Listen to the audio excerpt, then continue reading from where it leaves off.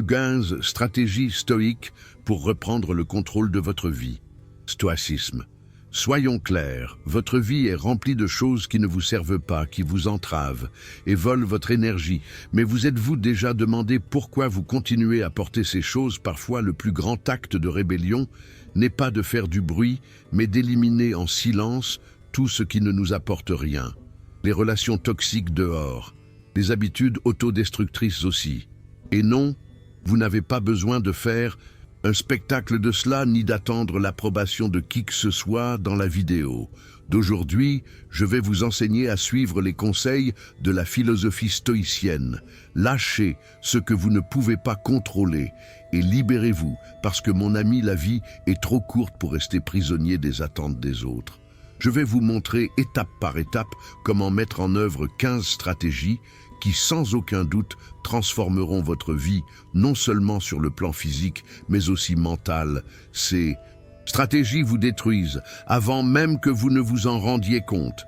Et si vous n'agissez pas, vous pourriez perdre quelque chose d'encore plus important, votre paix. C'est pourquoi commencez aujourd'hui en silence et sans excuse. À la fin, ce que vous laissez derrière vous en dit plus sur vous que ce que vous essayez de retenir. Êtes-vous prêt à commencer à vraiment vivre? Mais avant de commencer, faites attention à cette histoire qui va vous aider à mieux comprendre la sagesse contenue dans ce matériel. Dans un petit village au bord de la mer, vivait un jeune pêcheur nommé Julien. Il était connu pour sa capacité à naviguer dans les eaux les plus turbulentes et pour son incroyable habileté à pêcher dans les jours les plus difficiles. Cependant, au fil des ans, Julien a accumulé une grande quantité de filets et d'outils cassés qu'il n'utilisait plus, mais par pure habitude, il les gardait chaque fois qu'il partait en mer. L'espace dans son petit bateau était rempli de choses qui entravaient son travail. Un jour, alors qu'il se préparait pour un long voyage en mer, une forte tempête s'est formée. Les vagues ont frappé son bateau et il a réalisé que l'excès de choses qu'il transportait rendait sa capacité à manœuvrer extrêmement difficile pendant des heures. Il a lutté contre la tempête, mais il sentait que ce n'était pas seulement les vagues son ennemi, mais aussi la charge inutile qu'il transportait au bord du désespoir. Julien a pris une décision difficile, mais nécessaire.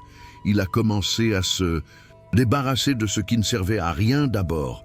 Il a jeté les filets cassés, puis les cordes vieilles et usées, et enfin même certains objets qu'il gardait par attachement, mais qui n'étaient pas utiles. À chaque chose qu'il lâchait, son bateau devenait plus léger et il pouvait mieux manœuvrer les vagues. On continuait à être forte, mais Julien ne se sentait plus prisonnier du poids du passé. Grâce à cette attitude, il a réussi à rester à flot. Et finalement, quand la tempête est passée, il est retourné au port. Il était épuisé, mais sauf quand ses collègues pêcheurs l'ont vu revenir, ils ont demandé comment il avait survécu à la tempête. Julien, avec un sourire tranquille, a répondu « Il y a des moments dans la vie où nous nous accrochons à des choses dont nous n'avons pas besoin, des objets, des souvenirs ou des personnes qui ne font qu'ajouter du poids à notre voyage. Ce n'est que lorsque nous décidons de laisser partir l'inutile, en silence et sans drame, que nous trouvons la liberté d'avancer plus. Facilement. La morale de cette histoire est que dans la vie, il y a beaucoup de choses que nous devons éliminer en silence pour aller de l'avant. Parfois, la charge que nous portons nous empêche de naviguer avec légèreté. Et ce n'est qu'en lâchant ce poids que nous pouvons découvrir notre véritable chemin.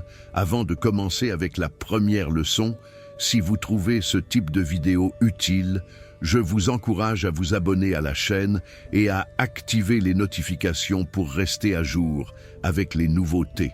Nous commençons. Stratégie numéro 1. Acceptez ce que vous ne pouvez pas contrôler. La première et peut-être la plus fondamentale des stratégies stoïciennes est d'accepter ce que vous ne pouvez pas contrôler.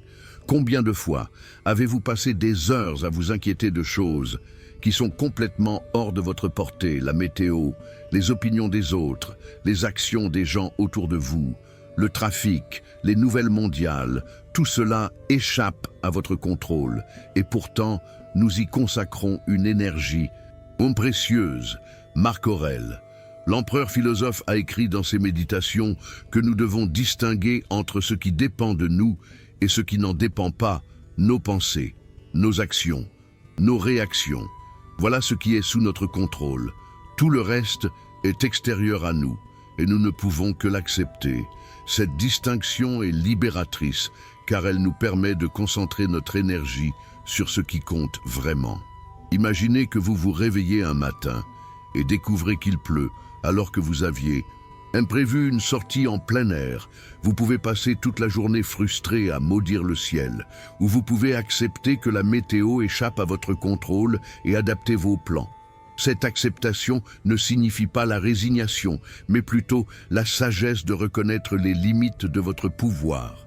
Lorsque vous commencez à pratiquer cette acceptation, vous remarquerez quelque chose de remarquable. Votre niveau de stress diminue considérablement. Vous n'êtes plus en guerre constante avec la réalité. Vous apprenez à naviguer avec les courants au lieu de lutter contre eux.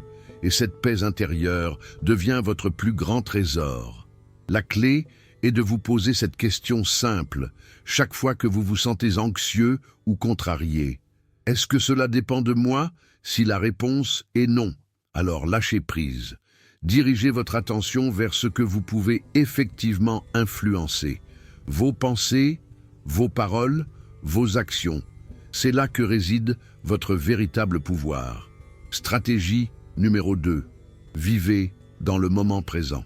Les stoïciens nous enseignent que le seul moment qui existe vraiment est maintenant, le passé n'est plus, et le futur n'est pas encore arrivé. Pourtant, nous passons tellement de temps à ruminer le passé ou à nous inquiéter du futur que nous oublions de vivre le présent. Sénèque disait que nous souffrons plus souvent dans l'imagination que dans la réalité. Pensez à toutes les fois où vous avez été physiquement présent quelque part, mais mentalement ailleurs. Lors d'un dîner en famille, vous pensiez au travail du lendemain. Lors d'une promenade dans la nature, vous ressassiez une conversation difficile de la veille. Cette fragmentation de l'attention nous vole notre capacité à vraiment vivre et apprécier chaque moment. Vivre dans le présent n'est pas une capacité innée. C'est une pratique qui demande de l'entraînement. Cela commence par la conscience, la pleine conscience de ce qui se passe ici et maintenant. Quand vous mangez, concentrez-vous sur les saveurs, les textures, les arômes. Quand vous parlez avec quelqu'un, écoutez vraiment au lieu de préparer mentalement votre prochaine réponse. Quand vous marchez, sentez vos pieds toucher le sol. Cette pratique a des effets profonds sur votre bien-être. Elle réduit l'anxiété, car l'anxiété est toujours liée au futur, à des scénarios qui ne se sont pas encore produits. Elle diminue aussi la dépression, qui est souvent liée au passé, à des événements que nous ne pouvons pas changer. En ancrant votre attention dans le présent, vous créez un espace de paix et de clarté. Un exercice simple que vous pouvez faire est la respiration consciente. Prenez 5 minutes chaque jour pour vous asseoir tranquillement et simplement observer votre respiration. Ne la contrôlez pas. Observez-la. Sentez l'air entrer et sortir de vos poumons. Chaque fois que votre esprit s'égare, et il le fera, ramenez doucement votre attention à votre respiration. Cet exercice simple mais puissant vous entraîne à rester dans le moment présent.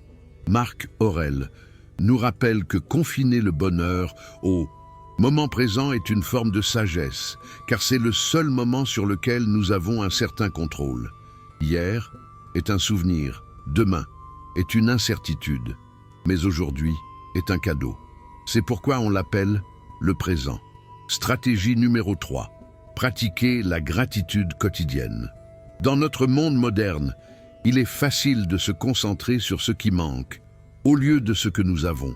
Nous sommes constamment bombardés de messages qui nous disent que nous avons besoin de plus, une maison plus grande, une voiture plus récente, plus d'argent, plus de succès. Cette mentalité de rareté nous laisse dans un état perpétuel d'insatisfaction.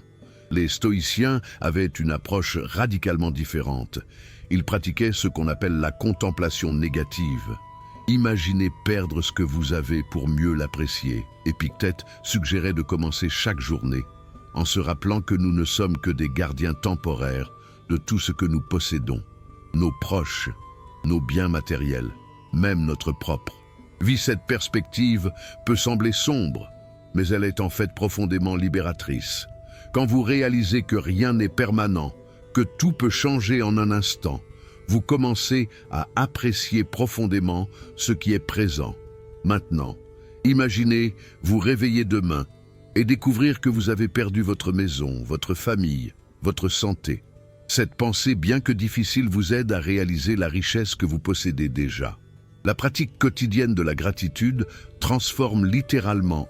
Votre cerveau. Des études scientifiques ont montré que tenir un journal de gratitude où vous écrivez 3 choses pour lesquelles vous êtes reconnaissant chaque jour augmente les niveaux de bonheur et réduit les symptômes de dépression. Cela réoriente votre attention de ce qui manque vers ce qui est présent.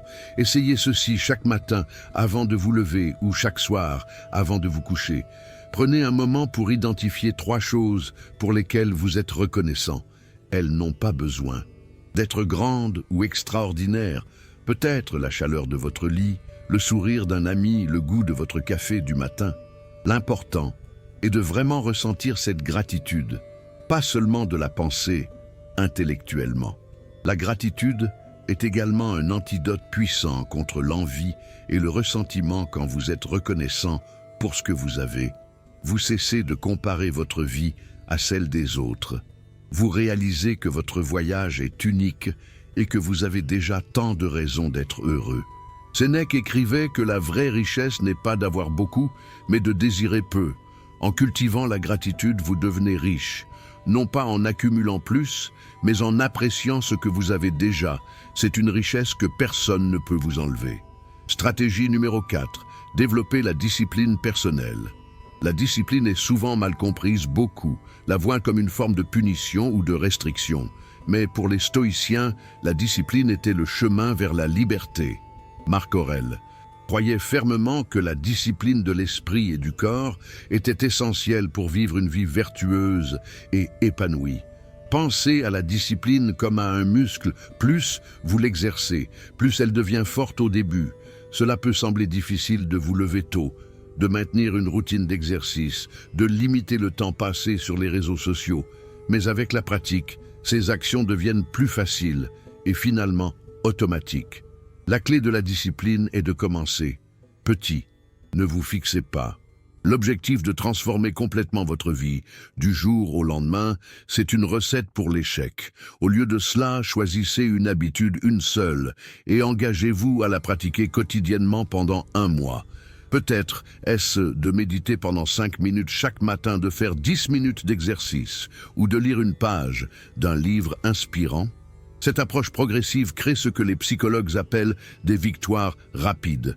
Chaque fois que vous accomplissez votre petit objectif, vous renforcez votre croyance en votre capacité à changer, et cette confiance se répand dans d'autres domaines de votre vie. Bientôt, vous vous retrouvez à prendre de meilleures décisions dans de nombreux aspects de votre existence. Un autre aspect crucial de la discipline est la création d'un environnement qui soutient vos objectifs. Si vous voulez manger plus sainement, ne gardez pas de malbouffe à la maison.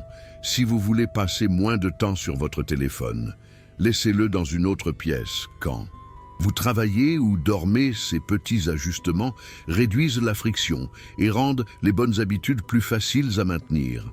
Épictète enseignait que la liberté n'est pas obtenue en satisfaisant chaque désir, mais en développant la maîtrise de soi. Quand vous avez la discipline de dire non aux plaisirs immédiats qui ne servent pas vos objectifs à long terme, vous gagnez quelque chose de bien plus précieux, le contrôle de votre propre vie. La discipline n'est pas un ennemi du plaisir, au contraire.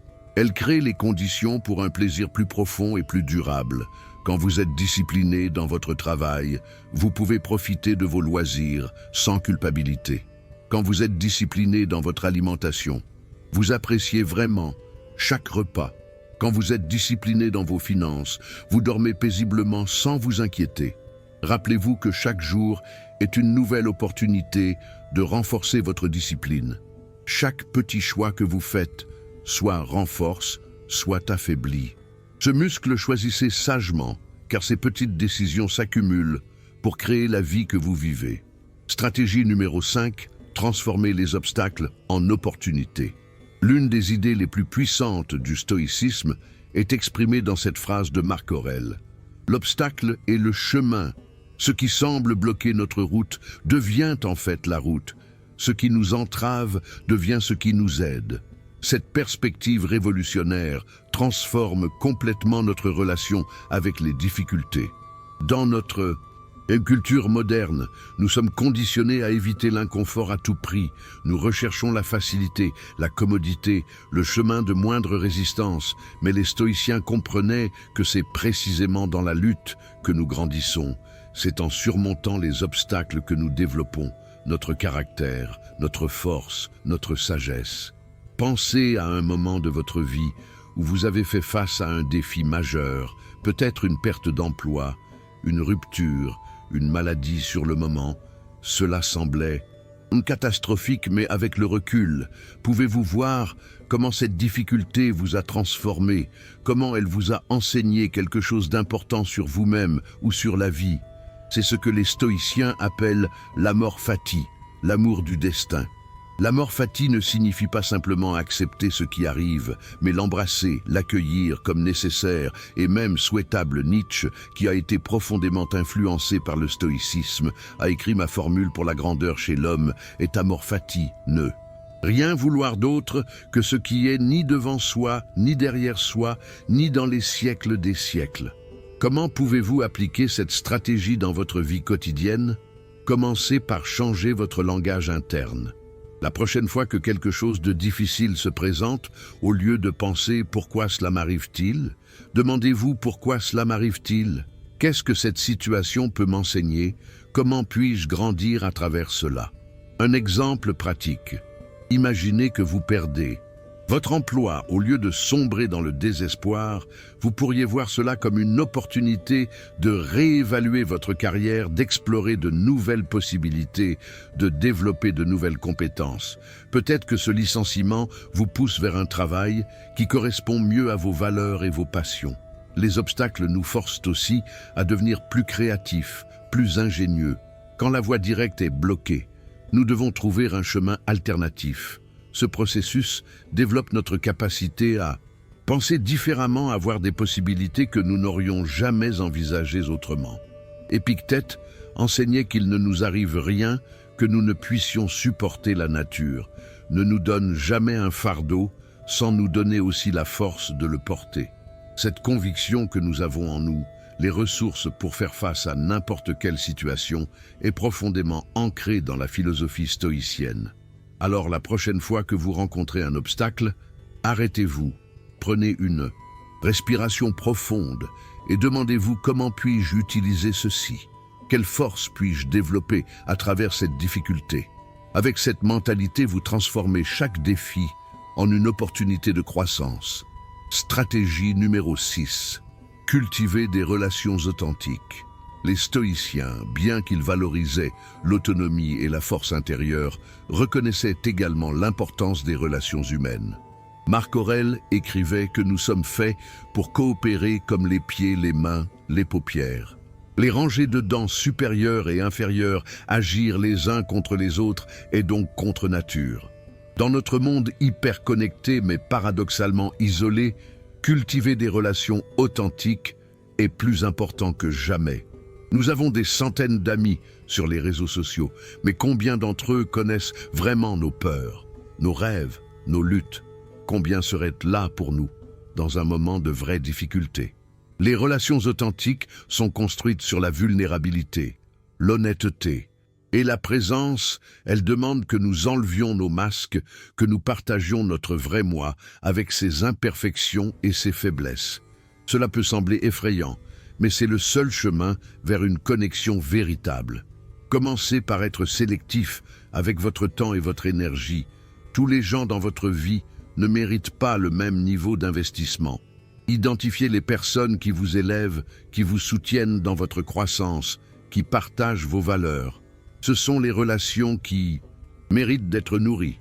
Ensuite, pratiquez l'écoute profonde dans vos conversations au lieu de penser à ce que vous allez dire ensuite ou de vérifier mentalement votre liste de tâches. Soyez pleinement présent. Écoutez non seulement les mots, mais aussi les émotions. Derrière les mots, montrez que vous vous souciez vraiment. Les stoïciens nous enseignent également à ne pas devenir trop dépendants des autres pour notre bonheur. Épictète disait que si vous êtes trop attaché à quelque chose qui ne dépend même pas entièrement de vous, vous vous préparez à la souffrance. Cela ne signifie pas que nous ne devrions pas aimer ou nous soucier des autres, mais plutôt que notre paix intérieure ne devrait pas dépendre entièrement de leur présence ou de leur comportement. Un autre aspect important est de donner sans attendre de recevoir. Les meilleures relations sont celles où vous contribuez au bien-être de l'autre personne, simplement parce que cela vous apporte de la joie, pas parce que vous attendez quelque chose. En retour, cette générosité désintéressée crée des liens profonds et durables. Soyez également prêts à lâcher prise des relations qui ne vous servent plus.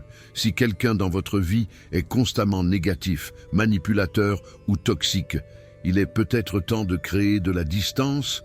La compassion pour vous-même signifie parfois dire non aux personnes qui drainent votre énergie. Enfin, exprimez votre appréciation. Ne supposez pas que les gens savent ce qu'il signifie pour vous. Dites-le. Montrez-le un simple message, texte, un appel téléphonique, un geste attentionné, ces petites actions nourrissent les relations et créent des liens plus forts. Marc Aurèle nous rappelle que la meilleure façon de se venger est de ne pas devenir comme celui qui vous a fait du mal dans toutes vos relations. Choisissez d'être la personne que vous voudriez rencontrer, soyez authentique, compatissant et présent. Stratégie numéro 7. Acceptez l'impermanence de toute chose. L'une des vérités fondamentales que le stoïcisme partage avec le bouddhisme est que tout est impermanent, rien ne dure éternellement, ni la douleur, ni le plaisir, ni les possessions, ni même la vie elle-même. Cette réalisation, loin d'être déprimante, est en fait profondément libératrice. Héraclite, le philosophe présocratique qui a influencé le stoïcisme, a dit qu'on ne peut pas entrer deux fois dans le même fleuve, car de nouvelles eaux coulent, toujours tout change constamment, y compris nous-mêmes. La personne que vous étiez il y a 10 ans, il y a 1 an.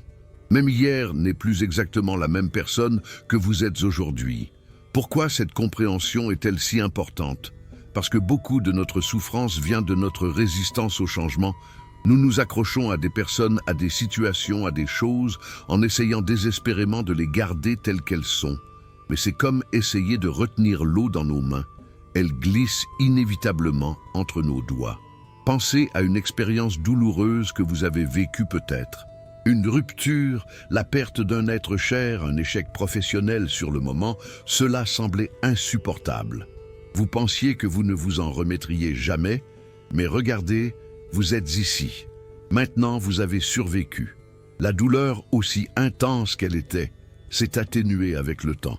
Cette compréhension nous aide de 2 manières. Premièrement, elle nous donne de l'espoir dans les moments difficiles. Quand vous traversez une période sombre, rappelez-vous ceci aussi. Passera la tempête, ne dure pas. Éternellement, le soleil finira par briller. À nouveau, deuxièmement, elle nous encourage à apprécier les bons moments. Quand vous réalisez que ce dîner avec des amis, ces rires avec vos enfants, ce moment de paix ne reviendront jamais exactement de la même façon. Vous les savourez pleinement. Marc Aurèle pratiquait régulièrement la méditation sur la mort, non pas de manière morbide, mais comme un rappel de vivre pleinement chaque jour. Il écrivait « Vous pourriez quitter la vie. Maintenant, laissez cela. Déterminez ce que vous faites, dites et pensez. » Cette conscience de notre mortalité nous libère des préoccupations triviales et nous pousse à nous concentrer sur ce qui compte vraiment. Comment pouvez-vous intégrer cette sagesse dans votre vie quotidienne ? Commencez par observer le changement autour de vous. Remarquez comment les saisons changent, comment votre corps change, comment vos pensées et émotions vont et viennent comme des nuages dans le ciel. Cette observation vous aide à développer une relation plus saine avec l'impermanence. Pratiquez également de lâcher prise consciemment. Faites le tri dans vos possessions et donnez ce dont vous n'avez plus besoin. Cet acte physique de laisser aller les choses Entraîne votre esprit à faire de même avec les pensées, les émotions et les situations qui ne vous servent plus. Une autre pratique puissante est de dire au revoir, consciemment, quand vous quittez quelqu'un que vous aimez, au lieu d'un au revoir distrait. Prenez un moment pour vraiment regarder cette personne. Reconnaissez que ce moment est unique et ne reviendra jamais. Cela peut sembler intense, mais cela approfondit vos connexions et vous rend plus présent. Sénèque nous rappelle que ce n'est pas que nous ayons si peu de temps, mais que nous en gaspillons beaucoup quand nous acceptons l'impermanence. Nous arrêtons de gaspiller notre précieux temps sur des choses insignifiantes et nous nous concentrons sur ce qui apporte vraiment du sens et de la joie à notre vie. L'impermanence n'est pas votre ennemi, c'est votre professeur. Elle vous enseigne à vivre pleinement, à aimer profondément, à lâcher prise, gracieusement, et à apprécier la beauté éphémère de chaque moment. Stratégie numéro 8. Pratiquer la simplicité volontaire. Dans notre société de consommation, nous sommes constamment poussés à acquérir plus de vêtements, plus de gadgets, plus d'expériences, plus de tout. On nous dit que le bonheur se trouve dans la prochaine acquisition, mais les stoïciens savaient que c'est exactement le contraire qui est vrai. Épictète vivait dans une extrême simplicité, possédant très peu de choses. Il enseignait que la richesse consiste non pas à avoir de grandes possessions, mais à avoir peu de besoins. Sénèque, bien qu'il fût un homme riche, pratiquait régulièrement des périodes de vie austères pour se rappeler qu'il pouvait être heureux avec très peu. La simplicité volontaire ne signifie pas vivre dans la pauvreté ou se priver de tout confort. C'est plutôt un choix conscient de se concentrer sur ce qui est essentiel et de laisser tomber l'excès, c'est comprendre la différence entre ce dont vous avez besoin et ce que vous voulez, et réaliser que satisfaire tous vos désirs ne mène pas au bonheur. Regardez autour de vous. Combien de choses possédez-vous que vous n'avez pas utilisées depuis des mois ou des années? Ces objets n'occupent pas seulement de l'espace physique, ils occupent aussi de l'espace mental. Chaque possession demande de l'attention, de l'entretien, de l'organisation. Et plus vous avez de choses, plus votre énergie est dispersée. Commencez un processus de désencombrement. Passez par vos possessions, une pièce à la fois, et demandez-vous pour chaque objet, est-ce que cela m'apporte de la joie ou de l'utilité? Si la réponse est non, laissez-le partir, donnez-le, vendez-le ou recyclez-le. Ce processus est incroyablement libérateur. Mais la simplicité va au-delà des possessions matérielles. Elle s'applique aussi à votre emploi du temps. Combien d'engagements avez-vous pris qui ne correspondant pas vraiment à vos valeurs ou vos priorités?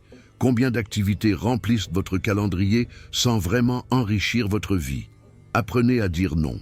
Apprenez à protéger votre temps et votre énergie pour ce qui compte vraiment. Chaque fois que vous dites oui à quelque chose, vous dites non à autre chose. Assurez-vous que vos oui vont aux choses qui sont alignées avec vos valeurs les plus profondes. La simplicité s'applique également à vos relations comme nous l'avons discuté précédemment. Il vaut mieux avoir quelques relations profondes et authentiques que des centaines de connexions superficielles. Investissez votre temps et votre énergie dans les personnes qui comptent vraiment. Un autre domaine où la simplicité peut transformer votre vie est votre alimentation, au lieu de régimes compliqués ou de tendances alimentaires à la mode. Concentrez-vous sur manger des aliments simples et naturels. Écoutez votre corps manger quand vous avez faim. Arrêtez quand vous êtes rassasié. Cette approche simple est souvent plus efficace que n'importe quel régime élaboré. La simplicité crée de l'espace pour respirer, pour penser, pour être, quand votre vie n'est pas encombrée de possessions inutiles, d'engagements superflus, de relations toxiques. Vous avez la clarté pour voir ce qui compte vraiment et l'énergie pour le poursuivre. Marc Aurèle nous rappelle que la perfection du caractère est ceci: vivre chaque jour comme si c'était le dernier, sans agitation, sans torpeur, sans hypocrisie. La simplicité vous permet de faire exactement cela, de vivre avec intention, authenticité et présence. Stratégie numéro 9. Développez votre résilience mentale. La vie est imprévisible Elle nous lance des défis inattendus, des pertes douloureuses, des échecs décourageants. Ce n'est pas une question de si vous ferez face à l'adversité, mais de quand et comment vous y répondrez. C'est pourquoi développer la résilience mentale est essentiel.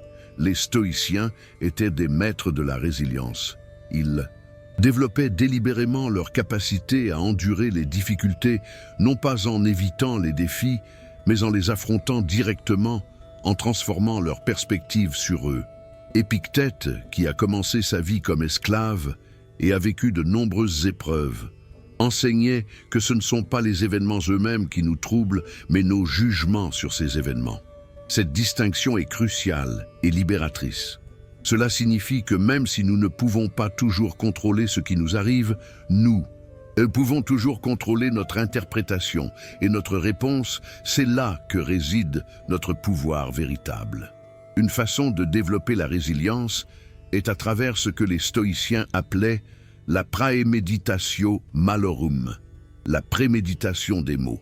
Cela implique d'imaginer régulièrement que les pires scénarios pourraient se produire, non pas pour sombrer dans la négativité, mais pour vous préparer mentalement. Par exemple, si vous avez peur de perdre votre emploi, prenez le temps d'imaginer que cela se produit vraiment. Que feriez-vous? Comment survivriez-vous?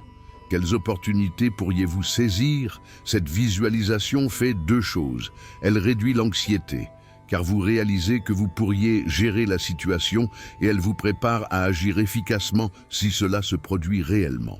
Une autre pratique stoïcienne pour renforcer la résilience est l'exposition volontaire à l'inconfort. Sénèque recommandait de passer régulièrement du temps dans des conditions austères, de manger des aliments simples, de dormir sur un lit dur, de s'exposer au froid. Pourquoi? Pour réaliser que vous pouvez être heureux même sans confort, et que ce que vous craignez n'est souvent pas si terrible.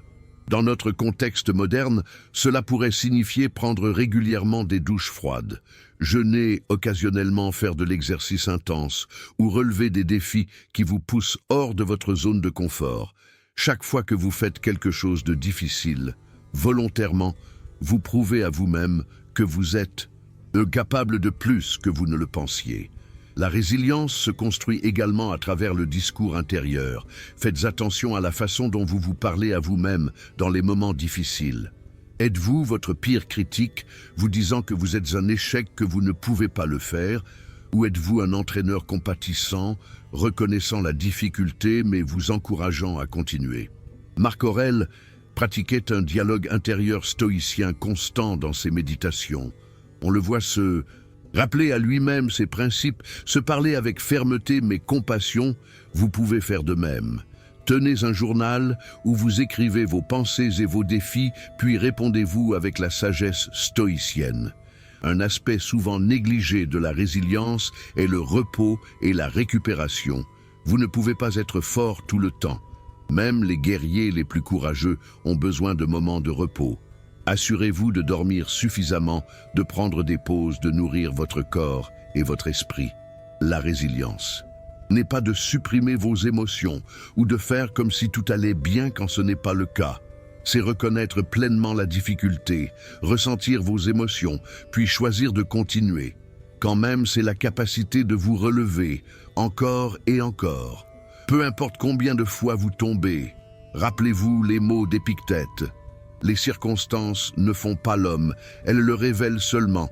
Chaque difficulté que vous affrontez est une opportunité de révéler et de renforcer votre caractère, de devenir plus sage, plus fort, plus compatissant. Stratégie numéro 10. Pratiquez l'autodiscipline dans vos pensées. Nous avons parlé de la discipline dans les actions, mais pour les stoïciens, la discipline des pensées était tout aussi importante, sinon plus. Marc Aurèle écrivait que la vie d'un homme est ce que ses pensées en font. Nos pensées créent notre réalité. Elles façonnent nos émotions, nos actions et finalement notre destin. Le problème est que la plupart d'entre nous ne choisissent pas. Inconsciemment leurs pensées, nous les laissons simplement surgir de manière aléatoire, souvent négatives, critiques, anxieuses. Nous sommes comme des surfeurs sur un océan de pensées ballottées par chaque vague, mais il ne doit pas en être ainsi. La première étape pour discipliner vos pensées est de devenir conscient d'elles. Observez vos pensées comme si vous étiez un spectateur extérieur. Remarquez les schémas. Remarquez comment certaines pensées reviennent encore et encore, souvent, sans aucune base, dans la réalité actuelle. Une technique puissante est ce que les thérapeutes cognitifs appellent la restructuration cognitive, et que les stoïciens pratiquaient il y a des milliers d'années. Quand une pensée négative surgit, ne l'acceptez pas automatiquement comme vraie. Examinez-la, est-ce vraiment vrai? Y a-t-il des preuves pour ou contre cette pensée? Y a-t-il une autre façon de voir cette situation? Par exemple, si vous pensez « je suis un échec parce que j'ai perdu mon emploi », examinez cette pensée. Est-ce vraiment vrai qu'une personne est un échec parce qu'elle a perdu un emploi? Ou est-ce simplement qu'elle a vécu un revers temporaire? Quelles sont les autres choses que vous avez réussies dans votre vie? Cette simple remise en question peut transformer une pensée paralysante en une pensée plus équilibrée et réaliste. Une autre pratique stoïcienne est de se rappeler régulièrement vos principes et vos valeurs. Marc Aurèle commençait souvent ses journées en se rappelant les vertus stoïciennes. Sagesse, un courage, justice, tempérance. En ancrant votre esprit dans ces valeurs, vous créez un filtre à travers lequel toutes vos autres pensées passent. Pratiquez également l'arrêt des pensées quand vous remarquez que votre esprit part dans une spirale d'inquiétude ou de négativité. Dites mentalement stop ou imaginez un panneau stop lumineux, coupez court à cette chaîne de pensées et redirigez consciemment votre attention vers quelque chose de plus constructif. La méditation est un outil incroyablement puissant. Pour discipliner l'esprit, en vous asseyant tranquillement et en observant vos pensées sans vous y attacher, vous développez la capacité de ne pas être emporté par chaque pensée qui passe. Vous réalisez que vous n'êtes pas vos pensées, vous êtes la conscience qui observe les pensées. Sénèque conseillait de terminer chaque journée par un examen de conscience. Passez en revue votre journée. Qu'avez-vous bien fait ou auriez-vous pu faire mieux? Qu'avez-vous appris? Cette pratique quotidienne crée une boucle de rétroaction qui vous aide à vous améliorer continuellement. Enfin, nourrissez votre esprit avec des pensées positives, inspirantes. Lisez des livres de sagesse, écoutez des discours motivants. Passez du temps avec des personnes positives, tout comme vous faites attention à ce que vous mangez. Faites attention à ce que vous permettez d'entrer dans votre esprit. Les stoïciens croyaient que nous avons le pouvoir de garder notre citadelle intérieure inviolée, quelles que soient les circonstances. Extérieures, en disciplinant vos pensées, vous construisez cette forteresse intérieure, un espace de paix et de clarté que rien ni personne ne peut envahir. Stratégie numéro 11. Servez quelque chose de plus grand que vous.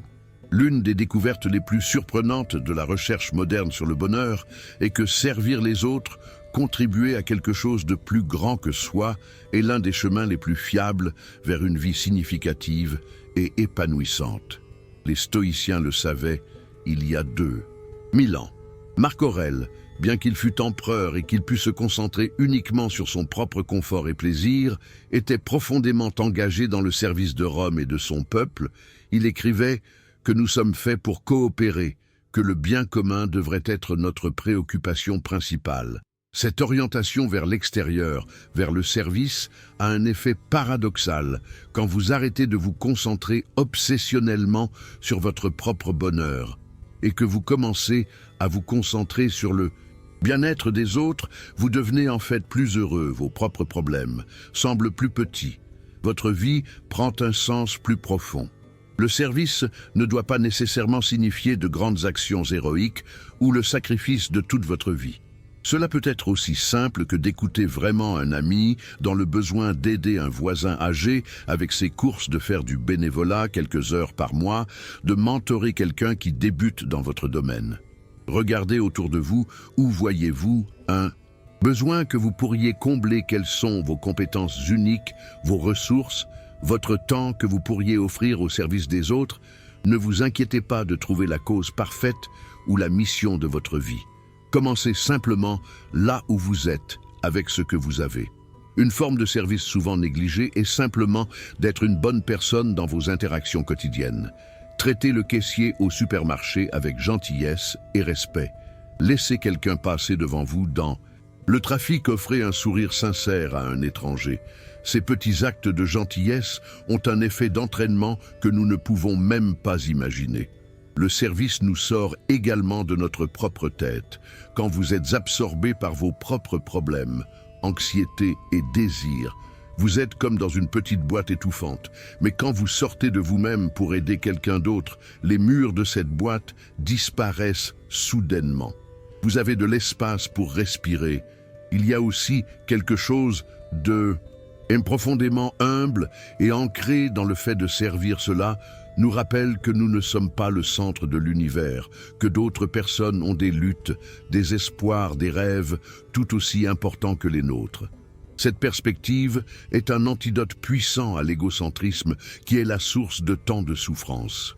Sénèque écrivait que partout où il y a un être humain, il y a une opportunité de gentillesse. Chaque interaction que vous avez est une chance de contribuer positivement à la vie de quelqu'un d'autre. Quelle belle façon de vivre. Alors posez-vous cette question chaque matin. Comment puis-je servir aujourd'hui? Qui puis-je aider? Qu'est-ce que je peux donner? Cette simple question peut transformer votre journée entière et finalement votre vie entière. Stratégie numéro 12, acceptez votre responsabilité personnelle. Dans notre culture moderne, il y a une tendance à se voir comme des victimes des circonstances.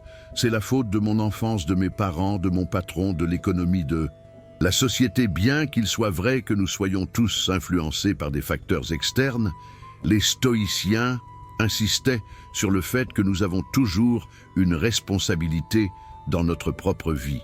Épictète enseignait que nous devons faire une distinction claire entre ce qui dépend de nous et ce qui n'en dépend pas, nos opinions, nos impulsions, nos désirs, nos aversions. En un mot, tout ce qui est notre propre action. Tout le reste ne dépend pas de nous. Cette distinction est le fondement de la responsabilité personnelle. Accepter la responsabilité personnelle ne signifie pas vous blâmer pour tout ce qui vous arrive. Ce serait irréaliste et cruel. Cela signifie reconnaître que même si vous ne contrôlez pas tout ce qui vous arrive, vous contrôlez toujours comment vous y répondez. Par exemple, vous ne contrôlez pas si vous êtes licencié de votre emploi, mais vous contrôlez si vous tombez dans la dépression et l'inactivité, ou si vous utilisez cela comme une opportunité de réévaluer votre carrière et de poursuivre quelque chose de nouveau. Vous ne contrôlez pas si quelqu'un est impoli avec vous, mais vous contrôlez si vous réagissez avec colère ou si vous choisissez de ne pas laisser son comportement affecter votre paix. Cette acceptation de responsabilité est incroyablement libératrice quand vous réalisez que vous êtes responsable de votre propre vie. Vous réalisez aussi que vous avez le pouvoir de la changer. Vous n'êtes plus une victime impuissante, mais un agent actif de votre propre destin. Arrêtez de chercher des excuses pour pourquoi vous ne pouvez pas faire quelque chose. Je n'ai pas le temps, je n'ai pas l'argent, je ne suis pas assez intelligent, je suis trop vieux, trop jeune, trop ceci, trop cela. Chacune de ces excuses est une façon de renoncer à votre pouvoir. Remplacez « je ne peux pas » par « je choisis de ne pas » et voyez comment cela change votre perspective. Prenez également la responsabilité de vos erreurs. Quand vous faites quelque chose de mal, admettez-le, excusez-vous. Faites amende honorable, puis apprenez et avancez. Ne gaspillez pas d'énergie à justifier, à rationaliser, à blâmer les autres. La capacité d'admettre vos erreurs est un signe de force, pas de faiblesse. Marc Aurèle écrivait que tout ce que tu vois périra bientôt, que ceux qui en sont témoins périront aussi bientôt, ensuite que celui qui vit 100 ans et celui qui meurt jeune perdent la même chose. Cette perspective nous rappelle que nous avons un temps limité et qu'il est de notre responsabilité de l'utiliser sagement. Alors demandez-vous, où dans ma vie est-ce que je joue à la victime? Ou est-ce que je blâme les autres ou les circonstances pour ma situation? Ou est-ce que je renonce à mon pouvoir, puis commencer à reprendre ce pouvoir, petit à petit, décision par décision? La responsabilité personnelle est le prix de la liberté, mais c'est un prix qui vaut la peine d'être payé, car il vous donne quelque chose que personne ne peut vous enlever, le contrôle de votre propre vie. Stratégie numéro 13. Pratiquez la patience et la persévérance. Dans notre monde de gratification instantanée, où nous pouvons obtenir presque tout en appuyant sur un bouton, la patience est devenue une compétence rare et précieuse. Nous voulons des résultats. Maintenant, nous voulons que nos problèmes soient résolus immédiatement, que nos objectifs soient atteints rapidement. Mais les stoïciens savaient que tout ce qui vaut la peine dans la vie demande du temps. Marc Aurèle nous rappelle qu'un arbre ne produit pas de fruits.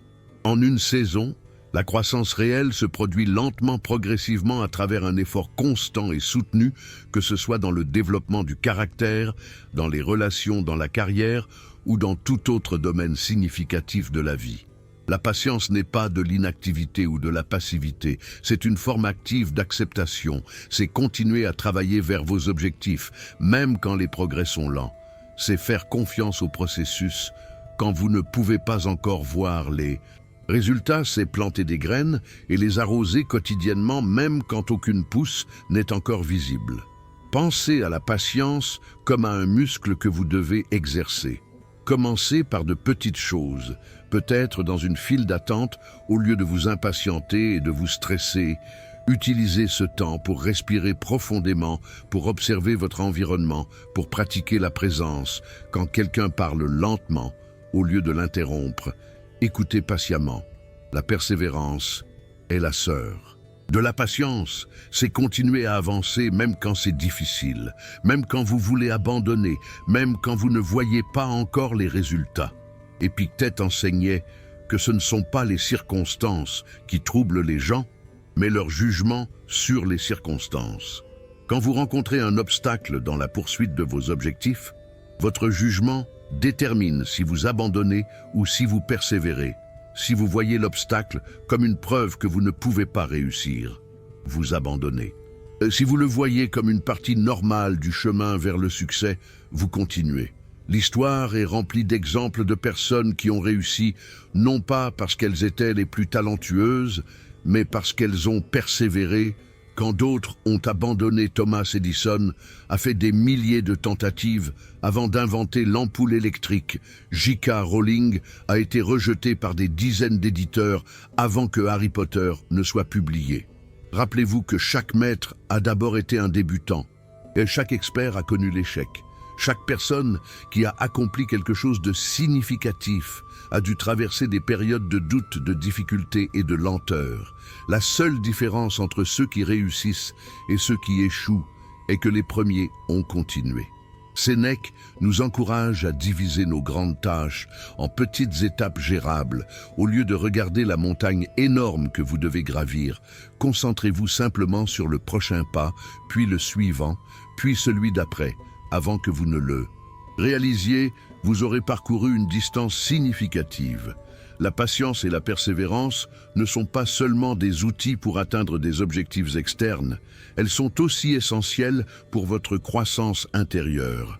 Le développement du caractère, la maîtrise de vos émotions, la cultivation de la sagesse, tout cela demande du temps et un effort constant. Alors respirez, détendez-vous. Ce voyage de transformation prend toute une vie et c'est bien ainsi chaque jour que vous pratiquez ces principes. Stoïciens, vous plantez des graines qui porteront des fruits dans votre vie. Soyez patient avec vous-même, persévérez, même quand c'est difficile. Et faites confiance que vos efforts porteront des fruits. Stratégie numéro 14, trouvez la beauté dans l'ordinaire. Nous vivons dans une culture qui célèbre l'extraordinaire, les grandes réalisations, les moments épiques, les expériences spectaculaires. Mais les stoïciens nous enseignent quelque chose de différent, que la vraie richesse de la vie se trouve. Et souvent dans les moments ordinaires, si seulement nous avons les yeux pour les voir. Marc Aurèle, malgré son statut d'empereur avec accès à tous les plaisirs et luxes du monde romain, trouvait de la beauté et du sens dans les choses simples. Il écrivait sur la beauté du pain qui craque en cuisant, sur la façon dont les figues mûrissent et s'ouvrent, sur la dignité même dans la vieillesse et la mort. Cette capacité à voir la beauté dans l'ordinaire est une forme profonde de sagesse. Elle transforme chaque moment en une opportunité d'émerveillement et de gratitude. Elle signifie que vous n'avez pas besoin de circonstances extraordinaires pour être heureux. Le bonheur est disponible ici et maintenant dans ce moment présent. Commencez par ralentir. Nous manquons tant de beauté simplement parce que nous nous précipitons à travers la vie, nos esprits déjà dans le prochain rendez-vous. La prochaine tâche, le prochain événement, prenez le temps de vraiment observer votre environnement. Utilisez tous vos sens. Regardez vraiment le visage des personnes que vous aimez. Remarquez les petites rides autour de leurs yeux quand ils sourient, la façon unique dont ils inclinent leur tête, quand ils écoutent. Ces détails que nous tenons souvent pour acquis sont précieux et ne dureront pas éternellement.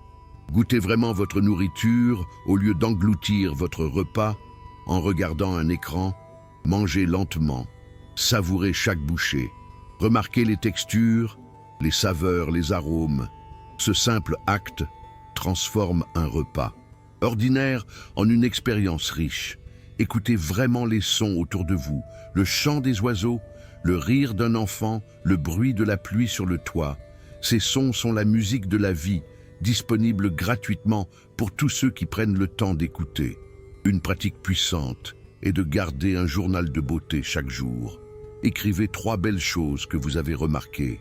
Elles peuvent être aussi simples que la façon dont la lumière du soleil filtrait à travers les arbres ou le sourire d'un étranger dans la rue. Cette pratique entraîne votre esprit à chercher la beauté. Les stoïciens nous enseignent également à voir la beauté même dans ce qui est difficile ou imparfait. Il y a une beauté dans la lutte, dans la croissance, dans le processus de devenir une cicatrice. Raconte l'histoire d'une bataille gagnée, des cheveux gris, témoigne d'une vie vécue.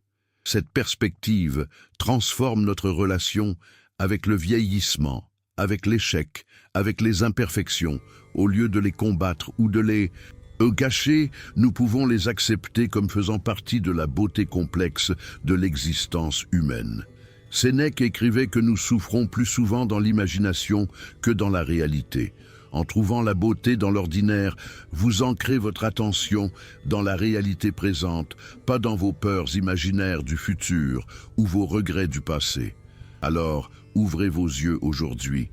Regardez autour de vous avec de nouveaux yeux, comme si vous voyiez tout pour la première fois ou peut-être pour la dernière. Fois vous découvrirez que vous vivez déjà dans un monde de beauté extraordinaire déguisé en moments ordinaires. Stratégie numéro 15. Vivez avec intégrité et cohérence. La dernière stratégie que nous allons explorer est peut-être la plus fondamentale de toutes. Vivre avec intégrité et cohérence entre vos valeurs et vos actions. Pour les stoïciens, l'intégrité n'était pas seulement un idéal moral, c'était la fondation d'une vie bien vécue. Marc Aurèle écrivait qu'une vie heureuse n'est possible que si on vit selon sa propre nature en harmonie avec soi-même. Cette harmonie intérieure vient de l'alignement de ce que vous croyez, de ce que vous dites et de ce que vous faites. Quand ces 3 éléments sont en accord, vous expérimentez une paix profonde. Le problème est que beaucoup d'entre nous vivent dans la dissonance cognitive. Nous croyons une chose, mais faisons une autre. Nous disons que la santé est importante, mais négligeons notre corps. Nous valorisons les relations, mais ne consacrons pas de temps à nos proches. Nous prêchons la gentillesse, mais sommes durs et critiques. Cette dissonance crée un malaise intérieur constant. L'intégrité demande du courage, car vivre selon vos valeurs signifie parfois aller à contre-courant de ce que font les autres ou de ce que la société attend de vous. Cela peut signifier dire non à des opportunités lucratives qui ne correspondent pas à vos principes. Cela peut signifier admettre une erreur, même quand c'est difficile. Épictète enseignait que d'abord, vous devez décider qui vous voulez être, quel type de personne, quelle version de vous-même, puis vous devez vivre en accord avec cette décision sans compromis. Commencez par clarifier vos valeurs fondamentales que